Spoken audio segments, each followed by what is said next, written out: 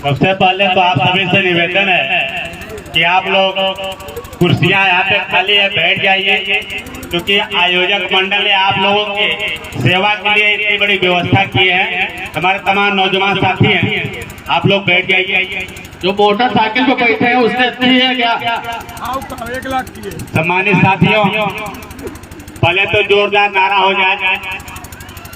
न्याय की देवी पूर्ण श्लोक राजमाता अहिल्याबाई होलकर की। न्याय की देवी पुण्य श्लोक राजमाता अहिल्याबाई होलकर की। न्याय की देवी पुण्य श्लोक राजमाता अहिल्यादेवी होलकर की। अखिल भारतीय पाल महासभा उन्नाव की। अखिल भारतीय पाल महासभा उन्नाव की। अखिल भारतीय पाल महासभा उन्नाव की। बहुत बहुत धन्यवाद। सम्मानित साथियों, सर्वप्रथम सामान्य परिवार में जन्मी, एक हाथ में शस्त्र दूसरे हाथ में शास्त्र धारण करने वाली न्याय की देवी पुण्य श्लोक राजमाता अहिल्यादेवी होलकर के चरणों में श्रद्धासुमन अर्पित करते हुए सभी समाज में जन्मे सभी महापुरुषों को नमन करते हुए अखिल भारतीय पाल महासभा उन्नाव व बाल विकास शिक्षा एवं समाज उत्थान समिति द्वारा आयोजित मेधावी छात्राओं के सम्मान समारोह में उपस्थित आज के कार्यक्रम की अध्यक्षता कर रहे परम सम्मानित सुप्रसिद्ध समाज सेवक राजनीतिज्ञ हमारे बड़े भैया त्रिवेणी पाल साहब और मुख्य अतिथि के रूप में उपस्थित आप सभी के बीच के सुप्रसिद्ध समाज सेवक राजनीतिज्ञ परम सम्मानित बड़े भैया सुरेश पाल जी और अतिथि के रूप में उपस्थित प्रखर वक्ता नेतृत्वकर्ता हम सभी के मार्गदर्शक परम सम्मानित बड़े भैया राजेंद्र पाल जी, मंच में उपस्थित सभी बड़े हमारे मुख्य वक्तागण अतिथिगण विशिष्ट अतिथिगण सभा में उपस्थित हमारे बड़े बुजुर्ग नौजवान साथियों प्यारे बच्चों माताओं एवं बहनों, मैं आप सभी का दिल की गहराइयों से स्वागत वंदन अभिनंदन करता हूँ। सम्मानित साथियों, मैं धन्यवाद देता हूँ अखिल भारतीय बाल महासभा उन्नाव और बाल विकास शिक्षा एवं समाज उत्थान समिति के सभी सम्मानित पदाधिकारी, सभी सम्मानित कार्यकर्ता, क्योंकि हम सबका अच्छी तरह नाम जानता हूँ। आप सभी लोगों ने हमें कई बार बुला करके अपने धरती पर स्वागत किया है, सम्मान किए हैं, तो मैं आप सभी का दिल की गहराइयों से स्वागत वंदन करते हुए आभार प्रकट करता हूँ कि आप अपने समाज के नौनिहालों का, अपने समाज के भविष्य का आप यहाँ पे स्वागत कर रहे हैं, सम्मान कर रहे हैं। एक बार मैं चाहूंगा कि जितने भी आयोजक भाई हैं सबके लिए जोरदार तालियों से आप लोग सम्मान करिए। सम्मानित और सभा में ऐसे ऐसे समाज सेवी राजनीतिक उपस्थित हैं, सामने बैठे हैं, जिनकी कैपेसिटी 1000 2,000 5,000 10,000 लोगों का नेतृत्व करने की क्षमता है। ऐसे हमारे अशोक भैया बैठे हैं, जो हमारी रथ यात्रा राष्ट्रीय पार्टी की चल रही थी, तो पूरे रथ यात्रियों का अपने दरवाजे पर रोक करके रात को विश्राम का सेवा सम्मान करने का कार्य अशोक भैया के लिए जोरदार तालियों से सम्मान करती है। ऐसे तमाम हमारे साथी बैठे हुए हैं। तो साथियों, आज कार्यक्रम मेधावी छात्र छात्राओं का सम्मान समारोह है। तो हमारे छात्र छात्राओं का सम्मान हमारे आयोजक भाइयों ने किया, तो साथ ही साथ हम इन बच्चों के उज्जवल भविष्य के लिए मैं बहुत बहुत आशीर्वाद देता हूँ, शुभकामनाएं देता हूँ। साथ ही साथ इनके माता पिता को मैं दिल की गहराइयों से प्रणाम करता हूँ कि आप लोगों ने बच्चों को पढ़ा करके लिखा करके सही बात लिखा करके इस भारत देश का भविष्य गढ़ने का काम कर रहे हैं। सम्मानित साथियों, इनके माता पिता जी के जोरदार तालियां हो जाए। सम्मानित साथियों, हम न्याय की देवी राजमाता अहिल्यादेवी होलकर के वंशज, न्याय की देवी राजमाता अहिल्यादेवी होलकर सामान्य परिवार में जन्म लेने के बाद जब लड़कियों को शिक्षा का अधिकार नहीं था, बाल्यकाल में 8 साल की उम्र में शादी हो गई, तो ससुराल में जाने के बाद अपने सासू माँ से जिद की कि सासू माँ हमें पढ़ना। सासू माँ क्योंकि उस टाइम व्यवस्था बच्चियों को पढ़ाने का नहीं था, बहू को पढ़ाना नहीं था, लेकिन राजमाता अहिल्या देवी होलकर के जिद के सामने, संकल्प के सामने उनकी सासू माँ गौतमा को झुकना पड़ा और राजमाता अहिल्या देवी को अपनी बहू को शिक्षा ग्रहण कराना पड़ा। सम्मानित सामाजिक बुराई, सबसे बड़ी बुराई सती प्रथा था, तो सती प्रथा का विरोध करके सती प्रथा को खत्म करने का काम न्याय की देवी राजमाता अहिल्या देवी होलकर ने किया था। सम्मानित और लड़ने का, घुड़सवारी करने का अधिकार बालिकाओं को, बच्चियों को नहीं था, लेकिन लड़ करके, झगड़ करके अपने सास और ससुर से राजमाता अहिल्या देवी होलकर जी ने घुड़सवारी, तलवारबाजी, लड़ाई की सारी कला सीखी और एक समय आया इंदौर मालवा की रानी बनकर के देश से हिंदुत्व का झंडा गाड़ने का काम राजमाता अहिल्या देवी होलकर ने किया। समाज आज उन्हीं राजमाता अहिल्या देवी होलकर के विचारों को आगे बढ़ाने के लिए यहाँ पे जो हमारे बच्चे पढ़ लिख रहे हैं और इनके माता पिता जो इनको पढ़ा रहे हैं, यही माता पिता मल्हारा होलकर की भूमिका में है, गौतमा बाई की भूमिका में है। तो मैं आप लोगों को विश्वास दिलाता हूँ, जिस दिन आपका ये बेटा, आपकी बेटी इस हिंदुस्तान की गद्दी पे शासन सत्ता पर बैठेगी, उस दिन न्याय की शासन सत्ता हिंदुस्तान में आएगा। सम्मानित साथियों, पढ़ाई लिखाई के बाद आता है शादी विवाह, घर बसाना, संसार बसाना। तो आज देश लोकतांत्रिक देश चल रहा है, कई व्यवस्थाएं चेंज हुई। इस व्यवस्था में तमाम डॉक्टर बने, इंजीनियर बने, नेता बने, उद्योगपति बने। तो भी मेरा मानना है कि नए नए समाज का निर्माण हुआ। पहले जाति व्यवस्था जो पेशे से व्यवसाय आधारित था, भेड़ का पालन कर रहा है तो स्वाभाविक है कि 90% गड़रिया होगा, खेती कर रहा है पटेल होगा, भैंस वाला 90% यादव होगा, कढ़ी का काम कर रहा है 90% नाई होगा, ऐसी व्यवस्था। लेकिन आज व्यवस्था थोड़ी डेवलप हुई है। अगर डॉक्टर है तो यह भी एक समाज का निर्माण हुआ, इंजीनियर एक समाज का निर्माण हुआ, नेता हुआ है यह भी एक समाज का निर्माण हुआ है, अगर उद्योगपति बने हैं यह भी समाज का निर्माण हुआ।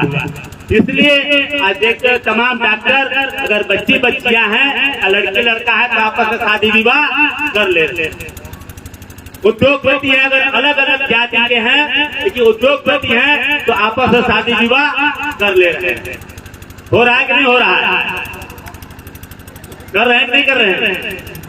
लेकिन हमारा जो गरीब परिवार, हमारा गरीब समाज है, वह आज अपनी सामाजिक व्यवस्था, जाति व्यवस्था में है। और ये जाति व्यवस्था रहेगी, ये जाति व्यवस्था हमारे देश की सच्चाई है। अब तो संविधान में जाति का सर्टिफिकेट मिलने लगा। सर्टिफिकेट मिलता है कि नहीं मिलता है? जाति से आरक्षण, जाति से संरक्षण, कोई जाति को नकार सकता है क्या? यह सच्चाई है। इस सच्चाई में हमारी जाति, हमारे समाज की व्यवस्था कैसे सुदृढ़ हो, कैसे बनी रहे, इसके लिए हम सभी लोगों को भी काम करना पड़ेगा। जैसे आज हम अगर शादी विवाह करते हैं, स्वाभाविक है कि अपने समाज से करते। अगर हमारी बेटी है, हम समाज में शादी किए हैं तो अपने परिवार में शादी किए, और किसी के बेटी अपने घर पे हम लाए हैं तो हम अपने किसी भाई के ही बहन और बेटी की शादी करके अपने बहू बनाए कि नहीं बनाया जाता है? नहीं बनाया जाता है। तो समाज के नाते 100% गारंटी होनी चाहिए।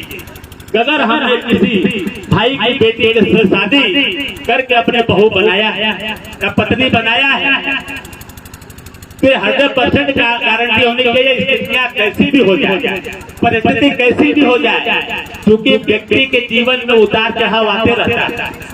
कई बार ऐसे मोड़ आते, स्थितियाँ परिस्थितियाँ विपरीत हो जाती है। तो ऐसी विपरीत स्थितियों में जिस बेटी को आपने घर में बहू बना करके लाया है, उसका आपको साथ देना है, उसका साथ छोड़ना नहीं है। उसको साथ देकर के अपने घर की वो लक्ष्मी है, उसको संवारना है, उसको पालना है, पोसना है। तब जाकर के आपका घर सुदृढ़ रहेगा, समाज में सुदृढ़ रहेगा और समाज का व्यक्ति समाज में भी शादी विवाह करने के लिए संकल्पित रहेगा। होगा कि नहीं होगा? अगर हम किसी की बहन बेटी का शादी करके लाकर हम सताते हैं, परेशान करते हैं, या कई बार परिस्थितियां आती है हम त्यागने की बात करते हैं, तो ऐसे स्थिति में समाज सुदृढ़ होगा क्या? तो स्थिति परिस्थिति कैसी हो जाए, अगर हम शादी विवाह कर लिए हैं तो हर परिस्थिति में निर्वहन करेंगे, ऐसा संकल्प हमें आपको लेना पड़ेगा नहीं लेना पड़ेगा। ये लेकर के इसमें बड़ी भूमिका हमारी माताओं बहनों की है। बहुए जो कई दुल्हन यानी बहुए घर में आती हैं तो ससुर तो पे कमाने या काम पे चले जाते हैं। संभवतः आदमी भी कहीं नौकरी कर रहा है या धंधा कर रहा है, रोजगार कर रहा है, वह भी काम पे चले जाता है, लेकिन 24 घंटा वो अपने सास की निगरानी में या जेठान की निगरानी में या ननद की निगरानी में वो बहू होती है कि नहीं होती? जब आपकी निगरानी में रहती है तो आपका कर्तव्य बनता है कि हमारे माताओं बहनों का मैं आपको कह रहा हूँ, आपका कर्तव्य बनता है कि केसरी की बेटी आपके घर में बहू बन के आई है तो आप माँ बन करके उसको गले लगाने का काम करिए। फिर वही बेटी आपके बुजुर्ग हो जाएंगी तो आपकी बेटी बन करके आपकी सेवा करेगी माताओं बहनों। और मेरा एक गारंटी है, चैलेंज है, अगर नई नवेली दुल्हन का अगर आप अपनी बनी बहू को अगर आप बेटी से ज्यादा अगर सम्मान देंगी तो वही बेटी आपको अपनी माँ से ज्यादा सम्मान देगा। मैं आपको विश्वास देता हूँ, तब समाज सुदृढ़ होगा। ज्यादा समय है नहीं, बड़े भैया हमारे बैठे हुए हैं और साथ ही साथ लोकतंत्र में नया समाज और राजनीतिक दलों से निर्माण हुआ है। जिन समाज का राजनीतिक दल है, राजनीतिक संगठन है, उनकी राजनीतिक पहचान है। जिन समाज का राजनीतिक दल नहीं है, राजनीतिक संगठन नहीं है, उसका राजनीतिक पहचान बन पाया है क्या? विधायक सांसद तो सब पार्टियों से 2-4 बनते आते हैं, लगभग हर समाज के कम ज्यादा बन ही जाते हैं, बनते कि नहीं बनते हैं? लेकिन अगर आज भारतीय जनता पार्टी के नाम ले लगभग हर समाज के कुछ न कुछ विधायक सांसद हैं, लेकिन फिर भी पार्टी किसकी मानी जाती है? कुछ अमुक 2-3 लोगों 2-3 समाज को माना जाता है नहीं माना जाता है, बाकी सब कार्यकर्ता है। समाजवादी पार्टी अगर नाम ले उसमें भी विधायक सांसद तो बनते ही रहते हैं अगर समाज अगर धर्म से, लेकिन वो पार्टी मूल रूप से किसकी मानी जाती है आप लोग जानते हैं। इसी तरह बहुजन समाज पार्टी है, अपना दल है, सुहेल पार्टी, तमाम पार्टी। नया जो समाज राजनीतिक समाज निर्माण हुआ है, जिसे हम बाल बगल दंगल समाज के लोग कहाँ हैं? कोई है क्या हमारी ताकत? फिर ताकत बनानी पड़ेगी कि नहीं बनानी पड़ेगी?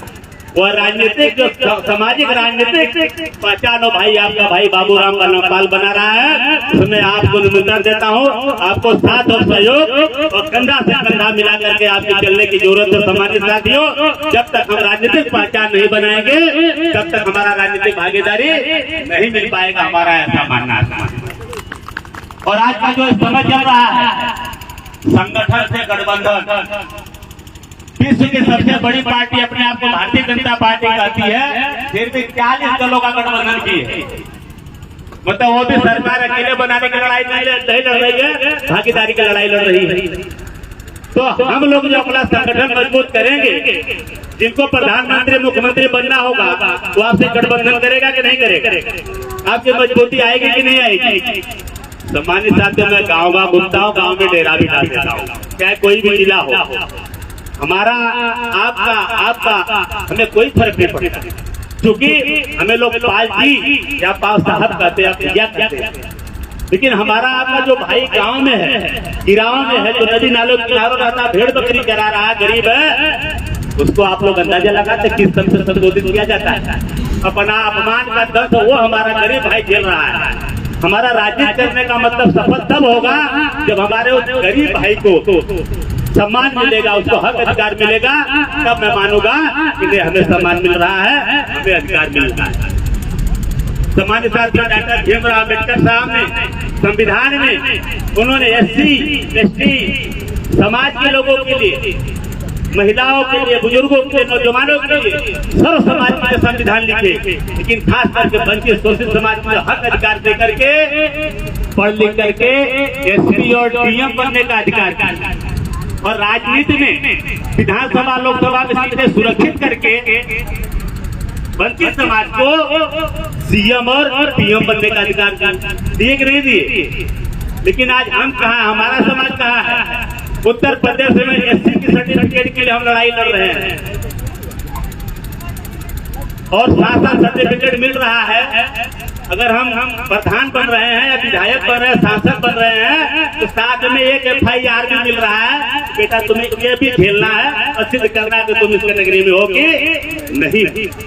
अगर हमारा भाई, हमारा बेटा पढ़ लिख करके अगर कहीं एडमिशन करा लिया है, अगर कहीं नौकरी कर रहा है, तो साथ में उसको एक FIR की कापी और भी लग रही है, बेटा आप तुम फिर से सिद्ध करो कि तुम धनगर एससी वाले हो कि नहीं। कैसी स्थिति में हमारा पतन होगा कि उत्थान होगा? पतन होगा। तो आने वाला जन्म अगर यही स्थिति बनी रही तो 10-20 साल में हम कहाँ चले जाएंगे? सबसे ज्यादा वंचित शोषित समाज की स्थिति में एक नंबर पर पहुंच जाएंगे सम्मानित साथियों। इसके लिए अब समझना है हम लोगों को कि राजनीति को कैसे आगे लेके जाना है, समाज को कैसे लेके आगे जाना है। गंभीरता से विचार करके आगे आप लोग बढ़िएगा। इसी संदेशा के साथ, समय कम है क्योंकि इसमें हालात ये होता है जब हम अपनी बिगड़ी नहीं बनाएंगे तो दूसरा हमारी बिगड़ी बनाने वाला। इसी के साथ हमारे साथ मैं धन्यवाद देता हूँ। आप लोगों ने हमें यहाँ पे बुलाए, थोड़ा आने में लेट हो गई क्योंकि मैं फिरोजाबाद से चला हूँ। बीच में आपके शहर में पौना घंटा तुलसी यात्रा थी, उसमें हमें विलम्ब हुआ, तो मैं क्षमा चाहता हूँ आप सभी लोगों से आदरणीय मंच से। और इसी के साथ ढेर सारी शुभकामनाओं दुआओं के साथ अपनी बाड़ी को विराम देता हूँ। धन्यवाद। जय हिंद, जय मल्हार, जय पाल। बहुत बहुत आभार राष्ट्रीय